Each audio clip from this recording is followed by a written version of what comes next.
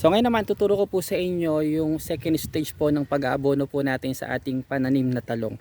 So gagamitan po natin ulit ng urea, then nahaluan na po natin ngayon ng complete fertilizer. So ginagamitan po natin ng urea lalo po dun sa first stage niya, kailangan ma-boost po siya.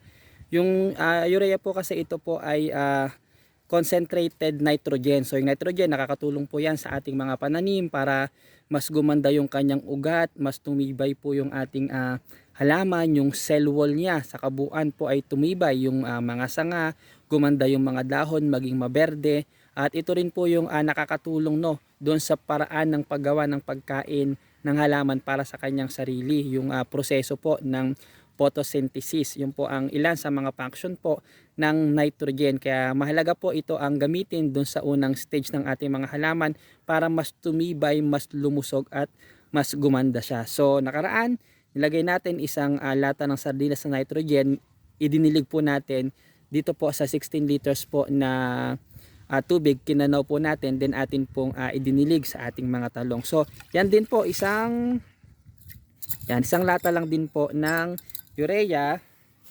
Then ngayon sasamahan naman po natin ng isang lata naman ng triple 14 yung complete fertilizer. Ito naman pong complete fertilizer, ito po ay sagana naman sa NPK, nitrogen, phosphorus at potassium. Kumbaga ito na yung general vitamins ng ating halaman sa kabuuan. Yung NPK or nitrogen, phosphorus, potassium, yan po yung pangunahing nutrisyon na kailangan po ng ating halaman sa kabuang paglaki. So concentrated NPK po yan, at mas pinalakas pa po natin ang nitrogen niya dahil nilagyan po natin siya ng urea. So same process po mga ka-PROMD, no? So kakanawin po natin mabuti hanggang sa matunaw po siya. Yan. So itong proseso po na ito mga ka-PROMD na ating ginagawa ay maaari din po natin i-apply sa mga tanim na sili, okra at sa iba pa po nating mga pananim. Yan. So gumagamit din tayo. Ngayon po kasi mga ka-PROMD, sobrang dami po ng mga lumalabas na mga organic fertilizer. Lalo po dito sa ating bansa dahil ang ating po mga magsasaka, lalo mga Pilipino ay talaga namang talentado at talagang sila po ay mahilig. Kagaya din po natin, wala lang po kasi tayong sapat na panahon, pero pagdating sa mga organikong pataba ay talagang kahit pa paano nakakaintindi po tayo. Ngayon marami na po kasing mga ginagawa din sila, tinitimpla nila na organikong pataba na ngayon po ay available na po sa market. Yung iba po ay nai-apply sa pamamagitan din po ng mga pag-i-spray. Kagaya nung nakaraan, gumamit din tayo ng isang organic fertilizer na galing naman po doon sa ating kaibigan, at doon sa kasama ko po may nagbigay din po ng organic fertilizer, pinapasubukan. Kaya depende rin po pag nasubukan natin na maganda naman yung ganong klaseng brand sa ating mga halaman, ba't pa naman kailangan nating magpalit?